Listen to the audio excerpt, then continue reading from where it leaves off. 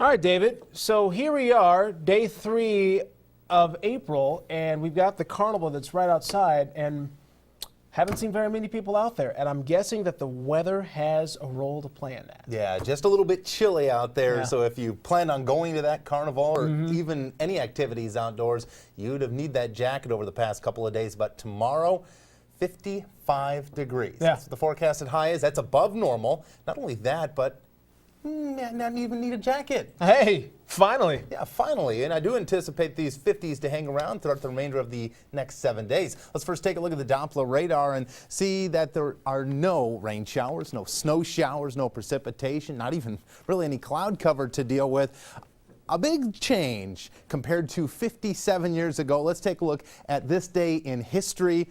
Tornado outbreak. At this time, 57 years ago, this was closer to Grand Rapids, the western portion of the state, where tornado after tornado after tornado were spawned, killed about 20 people, injured hundreds of people, dozens of homes were just obliterated. We don't use that word too much when we talk about just regular damage, but when you start to talk about F5 tornadoes, that word comes up quite a lot. The worst hit places, Hudsonville and Standale. Now those both closer to the western portion of the state. We actually have some video I wanted to show you from the old vault of this F5 tornado. This is in Standale out toward Grand Rapids. Look at this circulation on this system as it made its way off to the north. Packed quite a punch, and the devastation was just, you can't even imagine if you weren't there. But the good news is we're not expecting to deal with any tornadoes or any severe weather in the near future. Could have some thunderstorms, though, coming up next week, just in time for Severe Weather Awareness Week, which we'll talk about a little bit later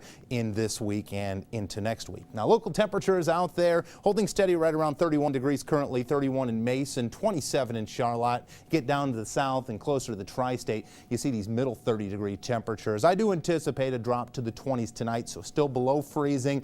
Tomorrow we'll be warming up with a little bit of southerly flow. That'll be helped out by some high pressure across the area. Cold temperatures all across the upper Midwest, but once you get further west, like Madison, Wisconsin, coming in near 40 degrees at this hour, the Quad Cities, 36 degrees at this hour, you start to hint at some of that warmer air. It'll make its way in from the south, and I'll talk about it in just a moment. But the satellite and radar combination shows high pressure building all across the upper Midwest. Toward the corner of the screen, precipitation, snow to the north, rain showers off to the west and down to the south. It's associated with a cold front that will eventually make its way through. As we take a look 48 hours out, you'll begin to see that precipitation dissipate. Now, the high pressure system will make its track to the south and to the west. We'll still see sunny skies, so the morning commute on Thursday, no problems whatsoever. In fact, the afternoon hours and the evening hours for that commute shouldn't be a problem either. That cold front will make its way ever so much closer throughout the day. Could give us some cloudy conditions later in the day, but the precipitation itself will have died out. A lot of dry air sitting in the atmosphere,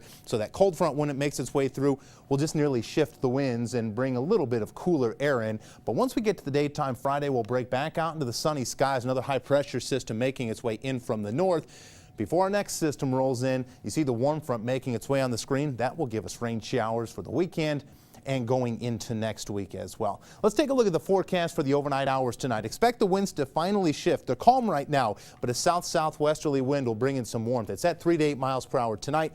Temperature, it's still chilly, 24 degrees out there. Take a look at your 1-800-HANSON weather kid. Paige, yeah, she's ready for some sunny skies. 55 degrees for a temperature.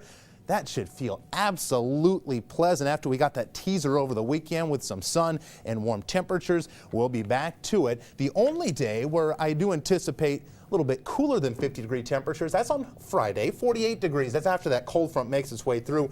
Middle 50s in store going into the weekend and next week. The only problem, the pesky rain showers. But then again, it is spring. April showers bring May flowers. Sure, we all know that, so be prepared for a little bit of rain. As AJ had mentioned at 5:30, invest in the old umbrella. You'll need it. Quick correction. Apparently the carnival starts tomorrow. That's why. Haven't been a lot of people out there. Well, too bad. Crosstalk failure. Thanks a lot, David.